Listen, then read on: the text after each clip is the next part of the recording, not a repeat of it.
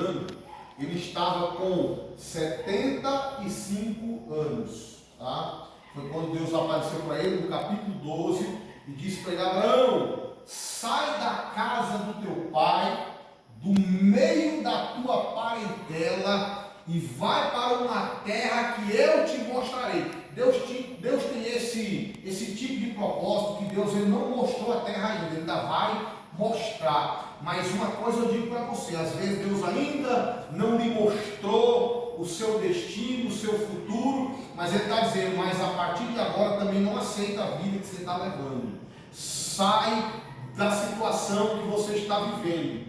Não fica vivendo a situação que você está vivendo no mundo espiritual ou no físico, não importa. O que Deus fala para os servos dele é que nós temos que sempre marchar e nos libertar cada dia mais das coisas dessa terra. Então Deus faz essa promessa para ele, e depois futuramente Deus vai lá e faz essa nova promessa para ele, né? De ele ser pai das nações. Falou para ele olhar para as estrelas do céu, se contasse, se é que ele podia contar aquelas estrelas.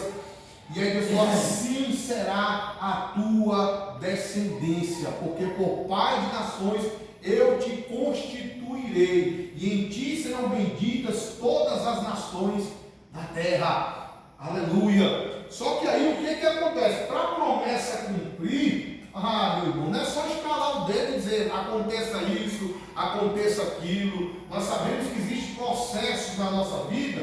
Por quê? Porque nós estamos, irmãos, muito,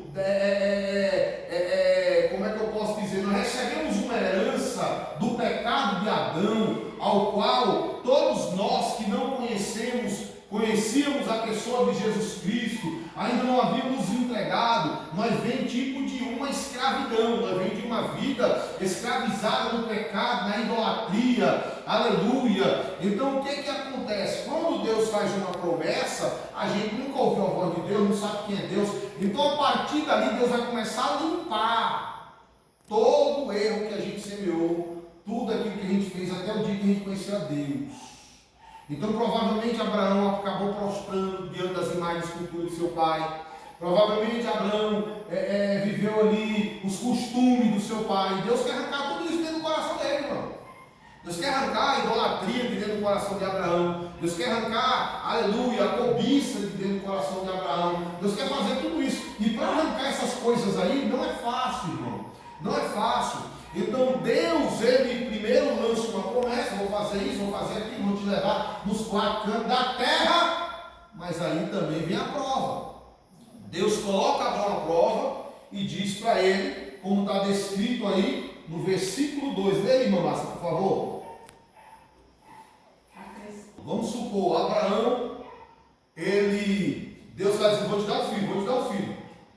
A mulher de Abraão era estéril, a saber, Sara. E ela não poderia gerar filhos, não poderia conceber, porque a sua madre era estéril, certo? Só que aí, ela vai, vendo que Abraão tem uma promessa de ter um filho, ela vai, pega a sua escrava, Agar, e coloca para se deitar com o seu marido, certo? Só que Deus está dizendo: vacilou, deu mole, né? Não é nessa mulher que é para você fazer o filho. Vai fazer o filho na mulher original, na verdadeira, tá? E aí depois de um tempo, Sara vai lá e concebe. Sara tinha 90 anos de idade. Abraão, com 100 anos de idade, vão gerar seu primeiro filho. Sara vai gerar seu primeiro filho. Agora entenda bem, a pessoa tem 90 anos, irmão. Eu estou com 40 anos e já estou achando que já vivi demais, tá? Agora imagina quem completou 90. Imagina quem completou 100 anos. Certo? É uma vida inteira ralando. Às vezes ela está aqui com 42 anos, 41, alguns 50, e a gente vem orando para ver se o milagre acontece e tal, e tal, e tal. Imagina eles orando ali quase 100 anos para ter um filho. Quase 100 anos para ter um filho. Aí quando pensa que não, na velhice o menino chega.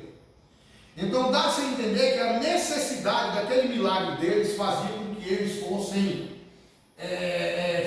fervorosos na busca incessante a Deus. Às vezes a necessidade de um milagre na minha vida me faz ser uma pessoa mais compromissada. Me faz ser uma pessoa que não falte ali o ritual sagrado. Não falte as orações da manhã, as orações do meio-dia, as orações de 6 horas da tarde, o jejum semanal. Então a gente, por ter uma necessidade de um milagre, a gente tem mais compromisso com Deus. E aí quando Deus dá o milagre para eles, provavelmente eles dão uma esfriada na fé. Quando o milagre chega, aleluia, parece que a pessoa se acomoda. Imagina as irmãs batendo palma na porta de Abraão. Irmã Sara, vamos para o culto de oração, irmã Sara. A irmã Sara fala, hoje não, porque hoje Isaac está doente. Hoje Isaac está tossindo. Aí no outro dia as irmãs vão lá de novo, no mesmo horário. Irmã Sara, vamos hoje, irmã Sara, para a roda da consagração. A irmã Sara, hoje não, porque Isaac hoje está tossindo, irmã, não vou não. Aí Deus, então quer dizer que a bênção está atrapalhando de vocês continuarem me buscando intensamente, fervorosamente. Aleluia, aleluia. A gente ora para um casamento, Deus dá. Aí quando casa, esfria. A gente ora para ter um carro, Deus vai lá e abre uma porta. E depois que possui o carro, começa a esfriar, a ficar soberbo, a ficar arrogante. A gente ora para ter um filho, Deus vai lá e dá. Aí o filho começa a botar barreira entre nós e Deus. Aí Deus fala, rapaz, vou tomar o menino de volta. Vou tomar a bênção de volta. Aí foi o que ele falou para Abraão, Abraão, tem um visto lá que isso aí, a tua mulher mesmo não está mais buscando como antigamente não. Você não está mais indo para os cultos como antigamente. Então fala o seguinte, Abraão, toma agora teu filho, teu único filho, Isaque, a quem tu ama, e oferece holocaustos ali para mim em um dos montes que eu te mostrarei. Então ele vai ter que oferecer Isaque, para ele provar que o amor que ele tem por Deus é maior do que o que ele tem pelo próprio filho. Glória a Deus, aleluia, Jesus. Aleluia. E aí, meus irmãos, o que acontece? Então Deus começa a nos provar diante das nossas dificuldades. Deus começa a nos provar diante dos nossos irmãos, diante da nossa família, diante dos nossos filhos, diante do nosso trabalho, diante do nosso casamento, diante das nossas coisas, para saber o que é prioridade para a nossa vida. A Bíblia diz assim, fazer tudo com ordem e decência. Isso fazer tudo com ordem e decência, irmão, não é que eu não possa, vamos supor, alguém me viu cantando uma música em estilo de rap, aí disse que eu não tenho ordem e decência, mas não é disso que a Bíblia está falando. A Bíblia está falando que ordem e decência é organizar as coisas. O que é organizar? Saber o que é que vem primeiro, o que vem segundo, o que vem terceiro, porque o algarismo não para, é infinito. Então nós devemos saber o que é prioridade, fazer tudo com ordem e decência. Vamos supor, Jesus, ele é um judeu, e por ele ser um judeu, ele guarda o sábado, sim ou não? Mas entre guardar o sábado e salvar uma vida, em qual das duas coisas que ele fica? Justamente, salvar uma vida. Por quê? Porque a prioridade não é guardar o sábado. A prioridade é salvar uma vida. Jesus é judeu e por ele ser judeu, ele dá o dízimo. Aí o que acontece? Só que entre dar o dízimo e praticar uma verdadeira justiça, um ato de justiça, um ato de fé, um ato de misericórdia, com qual das duas regras ele ficaria? Dar o dízimo ou praticar um ato da justiça, da misericórdia e da fé? Justamente, da justiça, da misericórdia e da fé. Porque a gente tem que saber o que é prioridade. Deus está dizendo o que é prioridade, a sua vida familiar ou a minha presença? O que é prioridade, seus filhos ou eu? O que é prioridade, seu casamento ou a mim? O que é prioridade, seu emprego ou... Aí o que acontece? Aí beleza, aí você priorizou Deus. Priorizei Deus, amar a Deus sobre todas as coisas, e ao próximo, como a ti Como é que eu priorizo Deus? Ah, irmão, a Bíblia diz que não tem como eu amar a Deus se eu odeio meu irmão. E como é que é esse odiar o irmão próximo? Tá? Vamos supor aqui um exemplo aqui, quer ver um exemplo bem claro para eu poder explicar para vocês aqui esta situação. A Bíblia diz que nós devemos comunicar as nossas necessidades uns aos outros. O que é comunicar as nossas necessidades? Nossos compromissos. O meu irmão, ele não sabe que eu estou com dor de cabeça e é por isso que eu estou com dificuldade de ir hoje lá na casa dele, mas eu marquei o compromisso de ir lá hoje. Mas aí eu estou com uma dor de cabeça. Ah, não vou lá não. Só que ele não avisou nada, não comunicou as necessidades um ao outro. E aí o irmão lá fica pensando, será que eu magoei aquele irmão? O irmão falou que vinha, não veio. O irmão não falou nada e tal. Aí o que acontece? Então aquele outro irmão, ele vai acabar pecando no seu pensamento. Porque eu não comuniquei com ele as dificuldades de eu não ter ido fazer isso ou aquilo, conforme os nossos compromissos cotidianos. Isso serve também para os cultos. Por exemplo, tem culto na quinta, na quarta e tem culto no domingo. Tem pessoas que eu não vou cobrar aqui porque acontece que a gente entende que a pessoa ainda está pensando se vai ficar na igreja ou não. Mas a gente já sabe que tem pessoas entre nós aqui que já fixaram um compromisso com essa igreja. Ou seja, são membros dessa casa. E aí não dá, quando não der para vir, tem que avisar antecipadamente, que é para o pastor avisar para os irmãos, para que ninguém fique pensando nada a respeito de você. Sabe? Por quê? Porque Deus, Ele sabe por que você não vê, mas o seu próximo não sabe. Está entendendo? É simples assim. E aí eu fazendo isso, eu estou dizendo, Deus, eu estou fazendo isso, não é porque o pastor merece, não. Não é porque fulano não merece, não. Porque às vezes a gente faz essas coisas, irmão, por gostar do pastor, por gostar da pastora, e a gente vai lá e se explica. Não, vai ter que fazer até quando gosta. Não por causa de A ou por causa de B, mas por causa de Deus. Porque a prioridade é Deus. Aleluia. Sabe, eu congregava numa igreja, onde os irmãos me viam me perseguindo, você sentiu o ódio deles em cima de mim, e eu dizia, Deus, eu vou sair dessa igreja. Deus usava alguém e dizia, não sai não, só sai se eu mandar. E ali eu ficava na humildade, orando, fazendo meus trabalhos, dava meu dízimo lá todo dia, porque eu vigiava carro no estacionamento grande. Eu chegava a ganhar quase R$250 por noite. Eu ganhava por noite, não só vigia o carro, mas também a correria era grande. Era para lá, correndo para cá. Era um estacionamento gigantesco mesmo na faculdade. Tá? E aí o que acontece? Então eu ganhava por noite os R$250. Então todo dia eu tinha lá para dar na igreja meus R$25 de dízimo.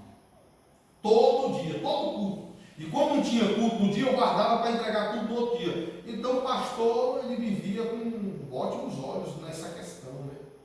Só que aí já tinha outro corpo de obreiro que o ladeava e tal, e começava a perseguir. Por quê? Porque via que a gente cantava um estilo musical, em forma de rap, para evangelizar as pessoas na rua, os criminosos e tal, então não tinha visão e a gente até entendia por que ele não tinha isso.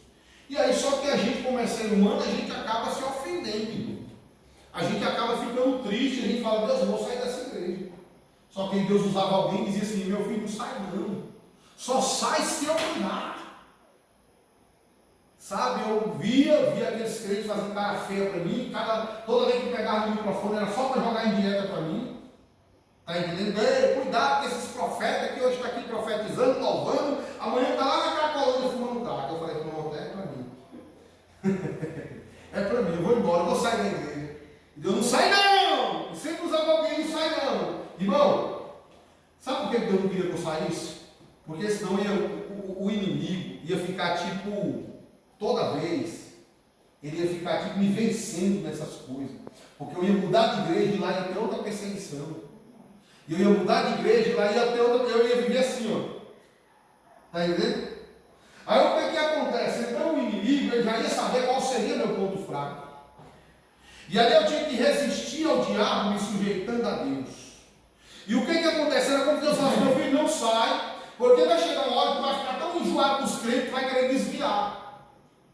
Vai chegar uma hora que tu vai ficar tão assim, chateado com as lideranças, com os irmãos, que tu vai voltar para o mundo. E se tu voltar para o mundo, tu vai morrer. É a tua última chance que eu estou te dando. Não tem mais chance. E eu falei: Deus, então tem que segurar. Eu segurando firme ali. E ele fez uma promessa para mim: mas também todos que servirem de pedra de tropeço para a tua vida, você resistindo firme, suportando firme, eu vou tratar cada um. Ah, meu irmão, quando Deus tira o povo do Egito, e o povo vai andando, quem ajuda o povo com água, com uma comidinha, é bem visto por Deus. Mas quem bota tropeço para o povo tropeçar, aí, meu irmão, se arrebenta na mão de Deus. E eu comecei a ver, todo mundo que me ajudou, Deus foi só exaltando. Todo mundo que me ajudou no começo, quando eu saí das drogas, do crime, aí Deus foi só exaltando eles. Um que era só diácono virou pastor, uma mulher que era missionária abriu uma igreja, e assim foi indo. E assim foi indo. Deus só promovendo eles. Por quê? Porque quando você ajuda alguém a se libertar, irmão, pode ter certeza que Deus vai lhe promover. Quando você é uma bênção na vida de alguém que está saindo do Egito, e aqui Deus tem promessa daquela vida, aquela pessoa realmente está com a sede de ir, e você está ali no caminho só para dizer: vai mesmo. E, irmão, Deus vai te promover. Deus vai te abençoar. Mas quando você é pedra de tropeço contra alguém que Deus também está libertando, irmão, Deus vai lhe matar. Deus vai botar uma doença em você. E eu fui só vendo: o presbítero pegou câncer, passou 3 meses, vala, morreu. O pastor que não aceitava a obra que Deus tinha na minha vida, ele era pastor de uma filial, foi para o banco da igreja sede, perdeu o pastoreio. E muitos outros casos de pessoas também que foram se arrebentando porque estava botando tropeço na nossa vida. Por quê? Porque é assim que Deus faz, meus irmãos. Então o que acontece? Então Deus, ele vai provar Balaão. Falar: não, esse camarada está achando que é só entrar no meu céu assim e tal, belezinha e tal, acho que é só cantar bonito na igreja, ele está achando que é só pregar e ser aplaudido pela multidão. Vou provar. Aí Deus começa a provar. Aí Deus fala: me dá o teu único filho. Quando fala o teu único filho, não é porque na verdade, se Abraão tivesse 7 filhos, até que dava para dar um, né? Mas o cara só tinha aquele, rapaz. A mulher só tinha aquele também, irmão. E aí Deus ainda pede um único.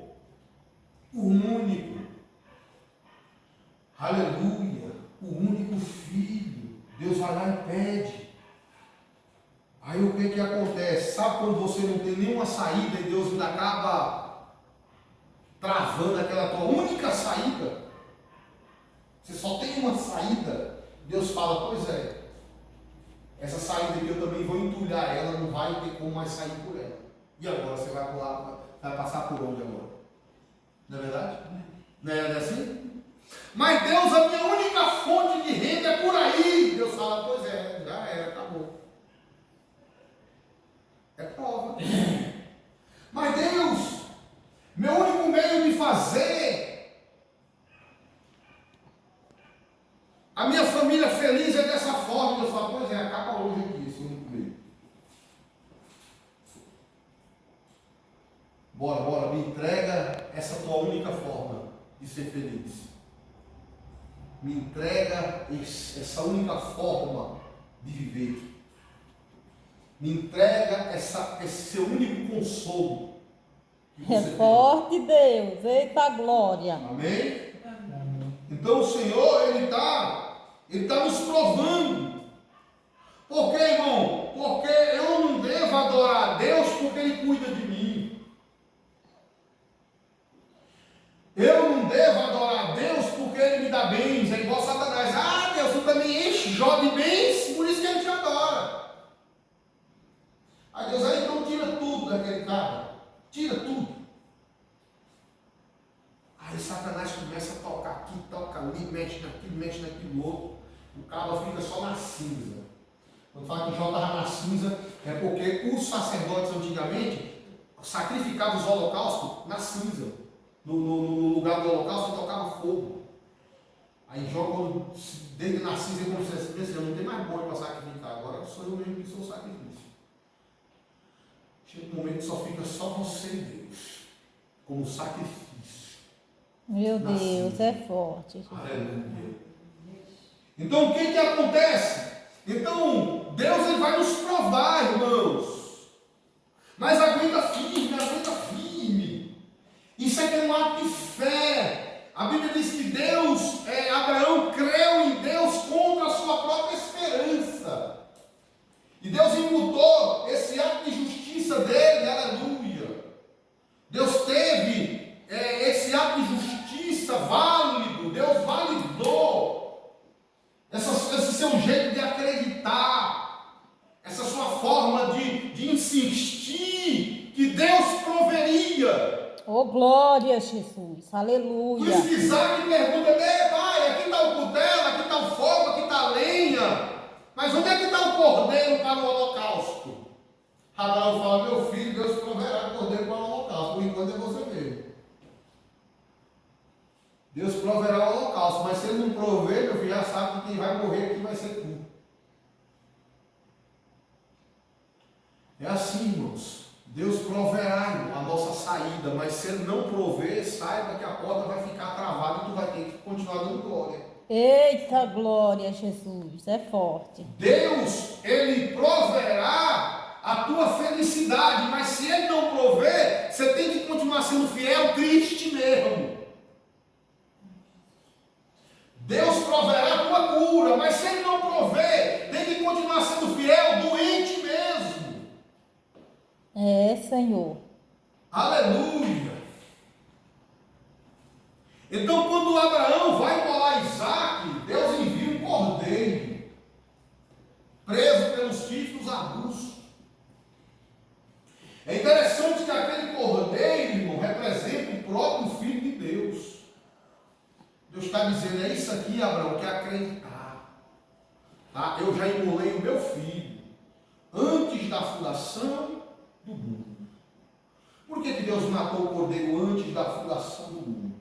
A Bíblia diz o cordeiro de Deus que foi morto antes da fundação do mundo. Por que ele fez aquilo? Porque ele já fez um ato de garantia que se o mundo caísse no pecado, já tinha um cordeiro que havia morrido para cobrir aquele pecado futuro.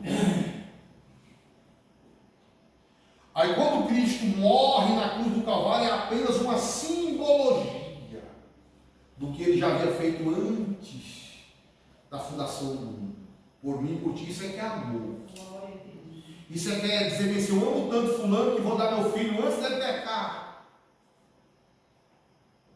Eu amo tanto fulano que vou dar meu filho por ele, por ela, antes mesmo deles caírem em transgressão. Para quando eles caírem, lembrar que o cordeiro já foi morto antes da fundação do mundo.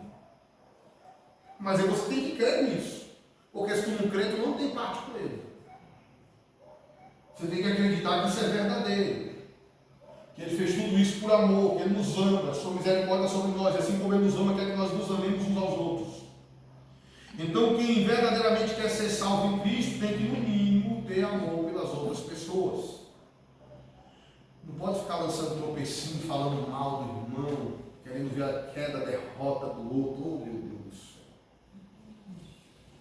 Aleluia.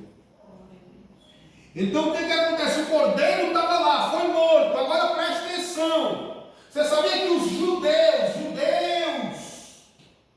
não acreditam que Cristo já veio? Eles não acreditam que Cristo já veio. E também não acreditam que Jesus é o Filho de Deus. Agora entenda bem, todo judeu é descendente de Isaac, o rapaz que ia morrer aqui. Todo judeu é descendente de Isaac. Agora entenda bem.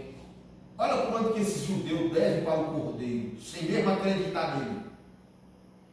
Não acredito em você, cordeiro. Mas tem que engolir que se eu não tivesse lá para morrer no lugar de Isaac, você não teria nem nascido, porque Isaac ia morrer. E se ele morre, como é que a descendência dele, que são vocês, viria? É verdade, é forte. Porque às vezes, irmão, a gente é beneficiado pela vida, pelo fôlego, mas a gente pisa, a gente desfaz do bem mais valioso. Aleluia. E aí o Senhor fala desse não. Está preocupado com a água, está preocupado com a luz, mas se eu cortar o oxigênio, acabou.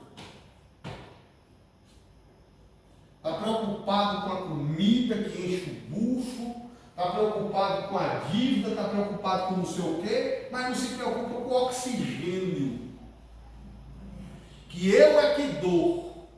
Foi ele que soprou um vento na narina do boneco chamado Adão, e o boneco passou a ser alma vivente. Então aquele fôlego pertence a ele. Você vê que na pandemia a gente usava máscara tampando o nariz. Por quê? Porque o intuito de Satanás é não deixar você respirar o oxigênio que Deus deu. Aí ele propaga que você tem que tampar. Mas é mentira. O mel na colmeia da abelha, ele só consegue segurar dentro da colmeia por causa das casinhas. Se fosse liso por dentro, tocado, não segurava, vazava por algum lugar e perdia tudo. Mas aquelas casinhas, aquelas colmeiazinhas pequenininhas, ajuda a segurar o mel. Significa, sabe o quê? Que o vírus, ele é um gás. Você já ligou o gás da cozinha dentro da sua casa? Já viu o escapamento de gás? Você vai lá para fora, você não sente, mas quando você chega dentro de casa, está lá o cheiro. Do lado de fora você não sente, porque ele fica preso só ali, dentro de casa. Ele se concentra ali dentro. Então o vírus também, como gás, se concentrava dentro da casa. Por que eles diziam para tu tirar a máscara quando estivesse em casa? Para tu respirar o vírus dentro de casa. Porque lá fora, onde o vento está rolando, o vírus não tem como, porque o vento leva para lá, leva para cá e não para. E aí lá na rua, bota a máscara. Por que bota a máscara? Porque lá na rua você não pode respirar o oxigênio que Deus lhe deu. É assim que o inimigo engana para nos matar. Aleluia. Então, irmã Mislene, leia aí por gentileza o versículo 11. Se não me negaste o teu filho, o teu único filho. Olha aí que forte, hein? O anjo do Senhor. Nós sabemos que o Senhor, né, ele está em 3 dimensões. Em forma do Deus Criador, que é o Deus Pai de todas as coisas. O Deus Filho, que é o seu herdeiro. E o Deus Espírito Santo. Tá? Você vê que o Deus Jesus Cristo, ele era limitado, porque ele era homem e também sentia fome igual a gente. Ele era um Deus que tinha limite.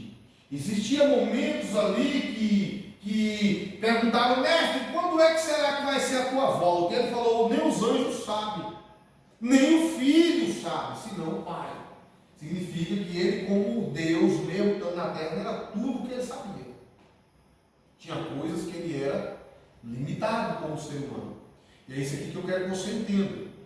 Então o anjo do Senhor, quando vê que Abraão vai imolar, ele brada, Abraão, não estenda a mão contra a criança. Porquanto agora eu sei que tu temes a Deus. Quer dizer, o anjo não sabia. Mas Deus sabia ou não sabia? Mas o anjo não. Você está entendendo? Porquanto agora eu vi com meus olhos que tu ia matar o menino por amor a Deus, Abraão. Agora eu sei que tu teve de verdade, Abraão. Eu não sabia não. E para tu ter ideia, Abraão, foi eu que falei para Deus que eu estava em dúvida a teu respeito. Porque às vezes Deus nos coloca em prova, irmão. Porque às vezes pessoas em nossa volta desacreditam se nós somos fiel ou não. Tem pessoas da nossa família que têm dúvidas se nós somos fiéis ou não, e Deus nos coloca em prova para esfregar na cara de alguns se somos ou não. Eita glória! Amém? Então Deus vai lá e bota Abraão em prova para passar, falar, ai, eu falei que ele era fiel ou não? Está vendo aí? Agora você uma prova, né? Rapaz, nós sabemos que o próprio Satanás, ele vai incitar Deus, e Deus vai dizer, Satanás, Jó é fiel, íntegro, reto, mas tu tem me incitado para o provar sem causa, para o tentar sem causa. O anjo do mal estava ali fazendo questão a respeito da fidelidade de Jó. Então, meus amados irmãos, então o anjo vai bradar e vai dar o livramento. Ali é um brado, olha, é como se Deus falasse, olha, se Abraão chegar a matar o próprio filho dele, e você não ir lá antes dar o livramento, o culpado vai ser você que não livrou. Porque foi você que veio falar no meu ouvido que ele não era fiel. Foi você que veio falar no meu ouvido que ela não era fiel. Então, se ele fizer isso por amor a mim, aí a culpa vai sobre você, que estava desacreditado dentro dela. Então, você tem que ir lá agora e dar um livramento. Você tem que ir lá agora, vai chegar um momento, irmão, na nossa vida, que tem pessoas que para poder, aleluia, viver em paz com Deus, vai ter que abrir mão e não ter que participar e nos dar o livramento. Seja o livramento financeiro, o livramento na saúde. Enquanto ele não chegar e não se esforçar para viver a verdade do Senhor, não vai ter paz. Porque imagina se Abraão mata Isaac e aquele anjo não chega a tempo de lhe dar um livramento, Isaac morresse. Todo dia aquele anjo olhar para a cara de Deus e ia ficar com vergonha. É ou não é? Ia ficar com vergonha. Desacreditei da fé do camarada, mas o cara é fiel mesmo. Irmãos, quantos não são envergonhados por achar que você ia desviar, você ia parar, e você está aí na caminhada. Você está aí seguindo firme, com algumas dificuldades, mas Deus está trabalhando para organizar isso na sua vida. Aleluia. Então Abraão agora ele vai ter que provar que o amor que ele tem por Deus é maior do que o amor que ele tem por Sara, que ele tem por Isaac, que ele tem por si mesmo. E Abraão é um camarada que Deus ele sabe em quem aposta, tá? Deus ele não vai pedir o filho para Sara. Não vou pedir para Sara não, porque ela vai preferir para o inferno. Porque tem crente que se Deus pedir o seu melhor, é a mesma coisa que está assinando a sentença de morte eterna. Não vai dar. Então Deus sabe quem vai. Abraão vai pegar. Abraão não ia pegar, não. Mas Sara, eu não vou pedir nada para ela. Aí esse cara ela até chamar GPT para Abraão. Sara, já fosse Abraão, falava assim para Sara, Sara, o Senhor pediu Isaac para nós. Você é louca, Abraão, você é doida, Abraão, vou chamar a polícia agora. Disse que está o 190. GPT, vem cá que tem um louco aqui em casa. Ainda está usando o nome de Deus em vão, dizendo que foi Deus que pediu.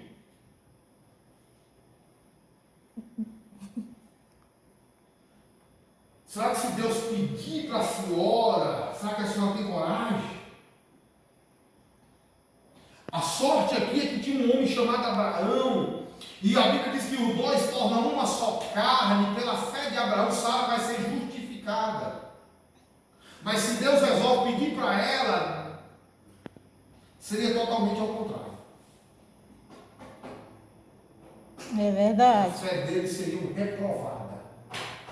É, meu Deus, é forte. Pelo anjo, pela pessoa honesta que tem na tua vida, na tua casa, que Deus justifica a tua casa. Oh, glória a Jesus. Aleluia. Fala, minha esposa lá, jejua quase todo dia. Eu não faço nem uma semana de jejum.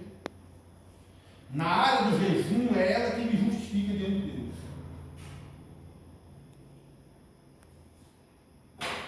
É assim que funciona.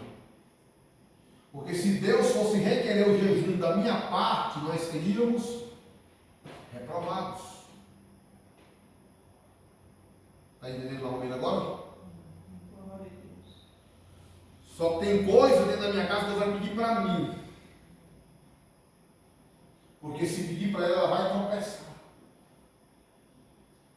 E aí dentro daquilo lá, eu fazendo, se os dois pudessem fazer, tudo bem, seria melhor ainda. Mas só um fazendo já justifica os dois, porque ambos são uma só carne. Aleluia. Amém.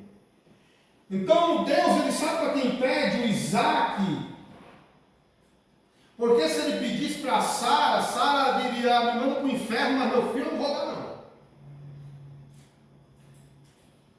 Porque quando Jesus diz assim aquela palavra, que aquele que ama o pai ou a mãe mais do que a mim não é digno de mim, aquele que ama o filho ou a filha mais do que a mim não é digno de mim.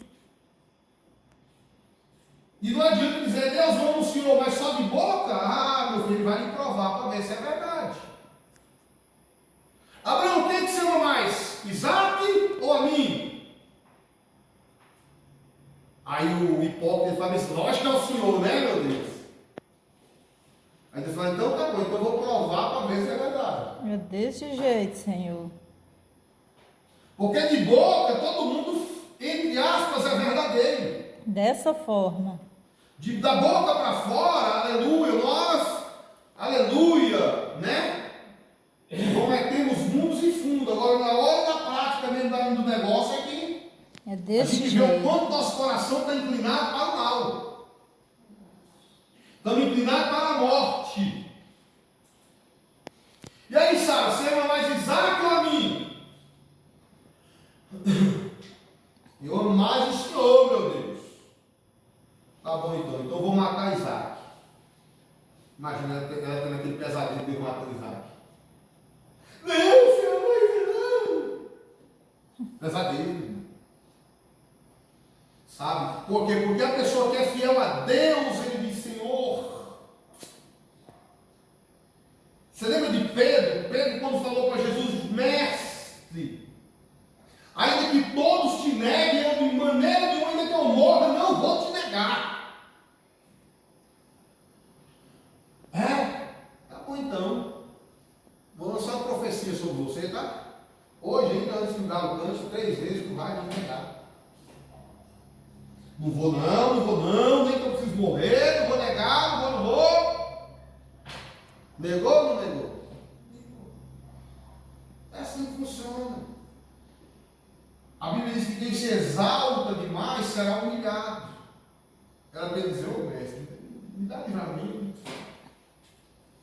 Não vou negar não. Se alguém dizer, é nós, te amo. Ih, vai negar. Eita Deus, é Falando forte, demais Jesus. assim, vai negar. Agora quando diz, eu peço agora, quando chega assim no consenso, eu peço a Deus força, para mim poder fazer a coisa certa, eu tenho orado, para Deus me libertar de tal área, me ajudar a viver com a minha família. Aí sim, tem mais probabilidade de ir mais longe, porque Deus viu o ato de humilhação, o ato de justiça. Aí Deus vai lá e envia o anjo da misericórdia. Mas quando bate no peito, eu sou eu não vou trair, eu não vou mentir, eu não vou negar, não. Está dizendo que ele é ele, não confia em mim, não. Vai negar sim. Aí quando vem a primeira tentação, a China ele fala, vai diabo! Primeira tentação que chega. Não adianta. Se o filho não libertar, nós não somos livres. Foi o filho que libertou Abraão aqui, ó. Foi o filho que libertou Isaac aqui, ó. Foi o filho que chegou lá em forma de cordeiro, dando livramento para eles. Porque se o filho não libertar, ninguém é livre. Ninguém é livre. Desse jeito, Senhor. Lê aí, irmão Rafael, Mateus 10, 37, irmã Micilene, Mateus 12, 46, irmã Márcia, Mateus 10, do 34 ao 36. Quem após mim não é digno de mim. Quem acha a sua vida, perdê-la-á. Quem todavia perde a sua vida por amor a mim, achá-la-á. Então foi dito claramente aqui que quem ama seu pai ou a sua mãe mais do que a mim não é digno de mim, irmão. Irmão, é incrível isso aqui, irmão. Sabe por quê? Porque um dia desse, um amigo, ele pediu para me levar o filho, o irmão dele, na clínica de recuperação. Sabe? E eu percebi que tudo que aquele irmão deles pedia, ele estava ali, ó, pronto para fazer. É dinheiro? Pega, meu irmão. É isso? Pega, meu irmão. O que acontece? Eu falei claramente para eles, irmão, olha para cá. O irmão de vocês precisa ser liberto das drogas, tá? E vocês precisam ser libertos do irmão de vocês. Então todo mundo ali era um prisioneiro. Ele era prisioneiro das drogas. Mas os familiares dele estavam presos a ele.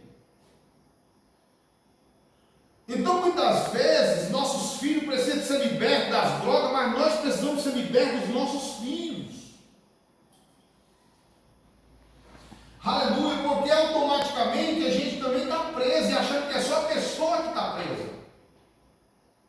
A gente começa a dizer, meu filho está preso nisso, está preso naquilo outro. Nós estamos presos deles. Aí você quer que ele se desprenda de uma coisa, mas você não quer se desprender deles. E foi isso aqui, ó. Estou falando coisa da Bíblia. Eu estou falando de mim, eu estou criando essa tese. É algo bíblico, irmão. Onde Jesus falou assim, quem ama seu pai ou sua mãe mais do que a mim, é digno de mim não, irmão. Não, e como é que eu provo que eu amo mais a Deus do que meu pai e minha mãe? É porque Deus está dizendo, você tem que viver em oração, você tem que viver louvando o hino, você tem que viver absorvendo conteúdos que me glorificam. Você está entendendo? E aí o que é que a gente não faz nada disso. Mas basta a mamãe ligar o papai, vai lá na hora. Eis-me aqui, tudo bem, nós temos que honrar nossos pais, calma. Mas nem tudo que os nossos pais determinam para nós fazer é da vontade de Deus. Você vê que Maria falou para Jesus, mestre, ei, Jesus, acabou o vinho, acabou a cachaça. Jesus falou, quem tem contigo, mulher? Jesus vai dizer, eu vou operar o milagre, mas o milagre aqui não é para a glória de Maria, não é para a glória de Deus. Viu que tem um contigo, mulher? Ó, mulher, tem uma coisa, depois que eu fui chamado na minha vida ministerial, eu entendi que eu contigo tenho uma parte não, tudo que eu fizer agora aqui vai ser para a glória de Deus. A senhora, porque é minha mamãe, veio operando milagre e quer ganhar uns privilégios. Quer participar dos banquetes, a mãe de Jesus, vem aqui, mãe de Jesus, vamos comer uma carne de porco. Vem aqui, mãe de Jesus, vamos matar a cabra para a senhora. A senhora quer isso. Que é mãe de alguém que faz milagre. Mas na verdade, compromisso com Deus mesmo, ela não queria. Minha esposa estava falando comigo da seguinte forma, meu filho, por que as igrejas têm que fechar 10 horas e os bares não têm horário para fechar? Quem vai passando nas madrugadas, mas tem a boteca aberta aí, casa de show aberta. Meu filho, por que os bares estão lotados, as igrejas estão vazias? Eu falei, simples. Simples. Porque o cachaceiro, ele prova o seu grande amor pela cachaça e o crente não consegue provar que ama a Deus. O cachaceiro tem mais amor pela cachaça do que o crente tem amor por Deus. O maconheiro tem mais amor pela maconha do que o cristão tem amor pela obra de Deus. Pelas coisas de Deus. Parece brincadeira isso, né? Mas é a realidade. Você está entendendo? Você entende isso daqui? Irmão, o cachaceiro, se você falar, vamos ali no forró, bota a roupa na hora, o sapato e vai. Agora chegar no crente, vamos ali numa vigília, não vai.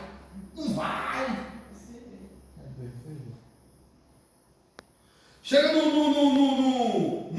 fumador de droga e fala assim, vamos fumar uma ali da boa hoje, que hora? Só marcar que nós vamos. Marcou o horário, naquele horário fulano já está lá. Agora chega num crente e fala assim, mano, vai ter um culto lá na nossa igreja tal dia, comparece lá.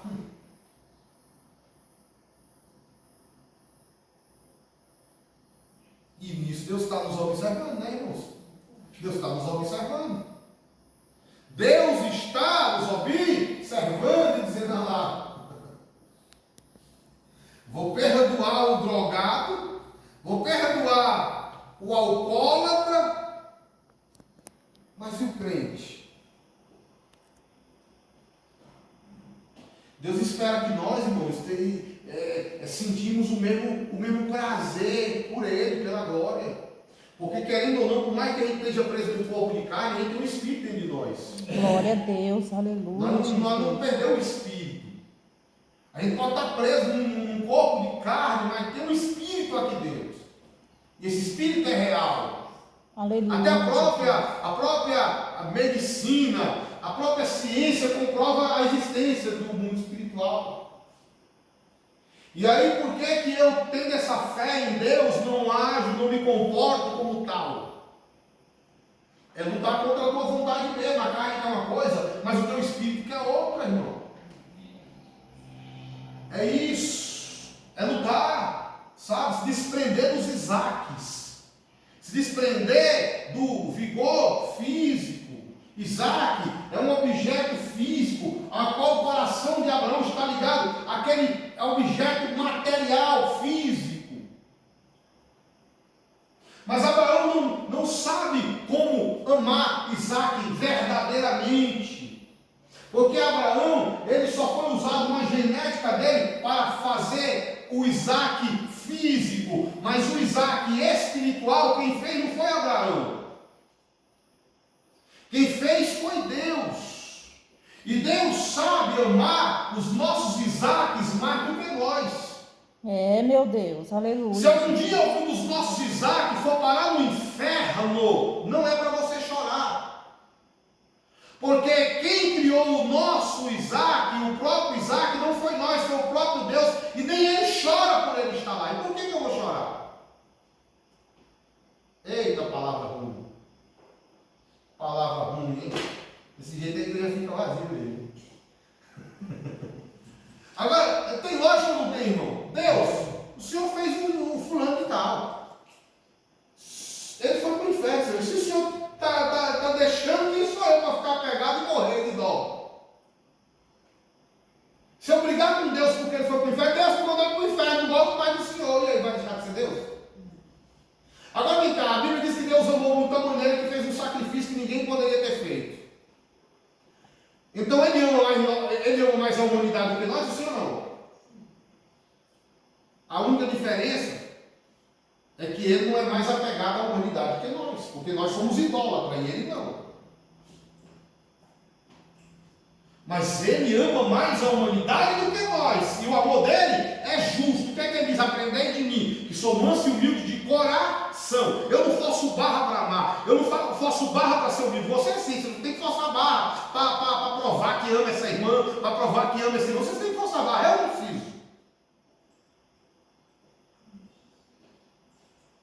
Então assim, ele tem um amor verdadeiro, nítido. O nosso é forçação de barra, irmãos. Então o que nós devemos fazer aqui? Nos apegar mais a Deus, dizer, Deus, obrigado por isso, Deus, obrigado por aquilo, Deus, eu concordo com isso, Deus, eu concordo com aquilo, Deus, o Senhor sabe todas as coisas, Deus, eu quero ser mais fiel a Ti, Deus, eu quero ficar mais apaixonado por Ti, Deus, eu quero caminhar onde o Senhor está, Deus, eu quero estar no meio da Sua congregação, no meio do Seu povo, Deus, mas nos momentos que eu vou me isolar, me ensina a me isolar, mas sempre deixando claro que eu não estou morto, que eu não caí. Porque se você se isola demais, se você não é transparente, você faz outras pessoas tropeçarem no pensamento. Aleluia. A transparência das coisas. Quem foi que eu pedi para ler o próximo aí? Aí vamos ler? Pode ler, vamos ler. E falando ele à multidão, eis que estava fora sua mãe e seus irmãos, pretendendo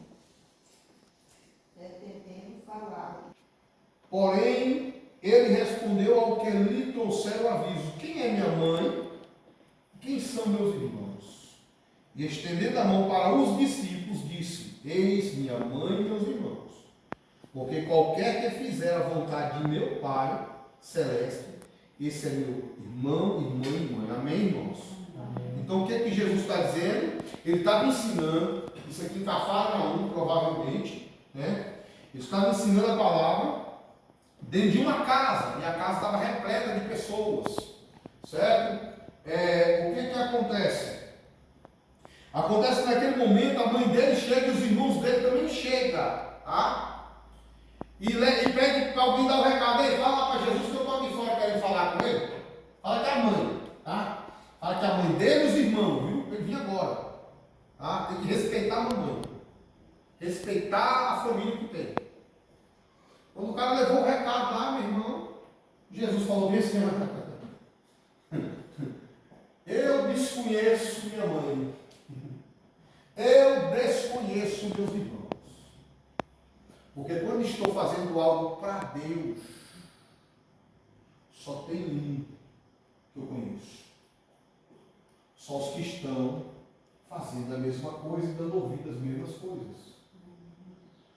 Aleluia! Oh glória! Aleluia, irmão. Isso aqui é muito forte. E a doutrina que a gente ouve hoje em dia é os pastores assim, ó. Irmão, não abra mão da sua família. Irmão, não abra mão dos seus filhos.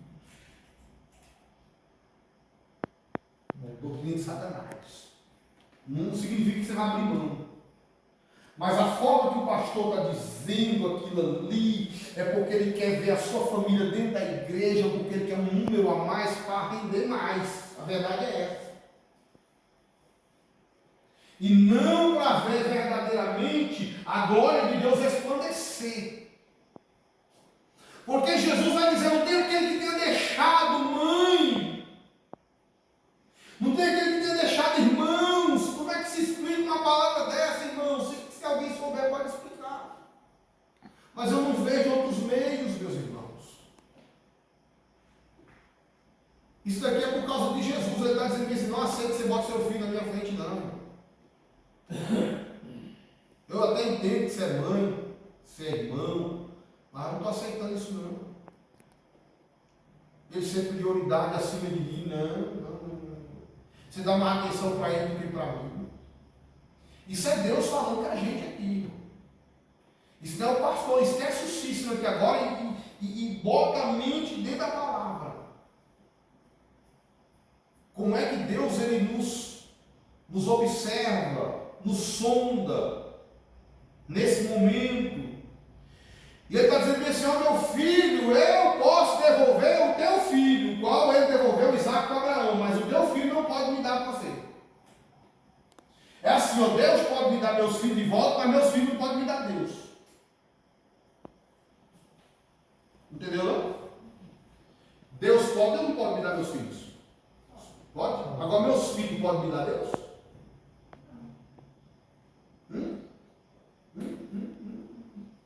Não vai tu mesmo buscar Deus não. Para ver se alguém vai me dar. É ou não é? Entendeu? Agora Deus pode me dar os filhos que eu deixei por causa dele. Deus está lá. Não consigo ficar com as duas partes, com o Senhor e com eles. Preciso abrir mão de uma coisa para poder servir a outra. Se eu ficar lá dando atenção lá, automaticamente o Senhor vai sentir ciúme. Se eu ficar aqui com o Senhor, quem vai sentir ciúme é eles. Mas não tem problema, pelo menos eles estão sentindo ciúme, mas eu estou no lugar certo, buscando quem pode. E o Senhor está vendo. Mas eu estou buscando o Senhor, a minha prioridade é o Senhor. Deus vai lá e pode chegar lá e dar oportunidade para o rapaz, vigia, é sua mãe, vigia, cara, vigia, volta, obedece. Deus pode trazer de volta para você. Mas jamais eles podem trazer Deus para você.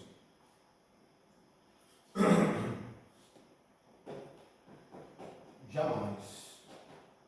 Então por isso que Deus ele pode restaurar o meu casamento casamento. Deus pode restaurar minha vida familiar. Mas uma coisa eu digo para você: para mim estar bem com Deus, não posso ficar dependente se a minha família está bem ou não. É forte, né, irmão? Para mim estar bem com Deus, eu não posso ficar dependente se a minha vida financeira está bem ou não. Para mim estar bem com Deus, eu não posso ficar dependente se o meu casamento está bem ou não. Porque Deus vê que isso é idolatria, o casamento está acima dele. Os filhos, a família está acima dele, Deus vê assim. Amém? Lê aí, irmã Márcia, por gentileza. Os inimigos do homem serão da sua própria? Só até aí, tá bom. Os inimigos do homem serão da sua própria? Hoje eu dei uma mensagem que diz assim, ó: não ore para que os teus inimigos morram. Você pode acabar tendo que enterrar parentes e amigos. Não ore para que seus inimigos morram, porque você pode acabar tendo que enterrar parentes e amigos. Deu para entender? Porque a Bíblia está dizendo que os inimigos vão sendo da sua própria parentes. Como é que eu vou orar para meus inimigos morrer? Eu vou ter que começar a enterrar parente. Porque a Bíblia está dizendo que os inimigos vão ser da sua própria casa. Agora eles não pensam que vêm trazer paz à terra. Não vêm trazer paz, mas espada. Ele não trouxe a paz, mas espada. Alguém pensa que Deus está querendo dar um revólver para nós aqui. Tu acredita? É porque vem trazer espada. Eu não vim trazer paz. Porque você veio trazer o quê? Espada, então você veio trazer guerra. É assim que o tolo. E engraçado que a Bíblia, irmão, é justamente para nós tropeçar. Porque parece que Deus arma uma cilada para pegar os incrédulos, os astutos da sua própria estultícia. Mas essa espada aqui, irmão, não significa uma espada. Ele está dizendo assim, ó: a paz eu não te dou, mas eu te dou uma espada para você guerrear pela paz. Você quer paz? Eu te dou a espada. E com essa espada, a espada aqui não é uma faca não, irmão. A espada é um entendimento, é uma inteligência, é um discernimento, para tu ter discernimento e não buscar guerra, mas buscar a paz com essa espada. Que essa espada pode ser discernida em você ter o fruto do Espírito Santo. Longanimidade, mansidão, uma espada. Você manso é uma espada, irmão, na sua vida. Ele deu a espada, ele deu a arma. Só que aí o politiqueiro acha que Deus quer te armar, quer botar um revólver na tua cintura. Oh, cuidado. Existem dois tipos de espada. Existem dois tipos de espada. Aquela que Pedro pega e corta a orelha do soldado, ele vai em vez de falar assim: ó Pedro, todos aqueles que arrastam da espada vai morrer com ela. Não é daquela espada que Jesus está falando nesse texto aqui. A espada que ele vem trazer para nós é a espada do Espírito, que é a palavra de Deus. Glória a Deus, aleluia, Jesus. E através dela a gente vai ter paz na nossa casa, paz na nossa vida espiritual. Isso é para você guerrear, Cícero, não deixar ninguém tomar o lugar de Deus na sua vida. Aleluia, Jesus. A espada é para isso. Para ninguém tomar. Meus filhos querem tomar o lugar de Deus? Tem aí a espada de você guerrear e não deixar. Mulher quer tomar o lugar de Deus, marido quer tomar o lugar de Deus. Os dois é uma só carne. Vamos começar. Tem espada para reger o casamento. Palavra que vai reger o casamento. Para vocês entrarem no acordo, para ter paz aí. Porque nenhum dos dois pode tomar o lugar de Deus. Aleluia, glória a Deus. É dessa forma que funciona, irmão. E Deus começa a nos olhar com um olhar de misericórdia e começa a nos ver com outros olhos e começa a dizer da seguinte forma: eu vou investir. Eu vou investir porque esse camarada, ele preferiu a mim do que o seu Isaac. Ela preferiu a mim do Isaac dela. Eu vou investir, Abraão, eu vou investir. Olha para o céu, o que, é que você está vendo? Estrela. Abraão, tu vai ver o tanto de Isaac que eu vou lhe dar, irmão. Abraão, você vai ver o tanto de filho que eu vou te dar, irmão. Vai para o teu planeta, Abraão. Deus começa a investir, irmão. Aleluia. Aleluia. Aleluia. As pessoas olham aqui para o Brasil e falam assim, ó. Tem que falar assim, ó. São tudo descendentes de Abraão. Olha para a Argentina. É obrigado a reconhecer. São descendentes de Abraão. Olha para a África. É obrigado a reconhecer. Descendentes de Abraão. Olha para qualquer lado. Nos Estados Unidos. Descendentes de Abraão. Esse Deus está dizendo, para onde olhar e vão ver e reconhecer eu na tua vida. Aleluia. Quando verem as coisas boas acontecerem, vão lembrar da Márcia. Quando verem coisas boas acontecendo, vão lembrar da Veronilde. Quando verem as coisas boas acontecendo, vão lembrar do Abraão. Quando verem coisas boas acontecendo, vão lembrar da Missilene. Quando verem coisas boas acontecendo, vão lembrar do Géser. Quando verem coisas boas acontecendo, vão lembrar do Rafael. Quando verem coisas boas acontecendo, vão lembrar da Marisete. É assim que Deus está dizendo para nós. Ele vai investir. Ele vai colocar uma boa fama. Seus parentes que hoje desacreditam de tu, chamar tu de doido. Daqui a um tempo, questão de tempo, eles começar a reconhecer que você tem a presença e que a solução para eles será abaixo de Deus você. Oh, glória a Jesus. Coloca de pé em nome de Jesus. Por hoje foi o que deu, né, irmão?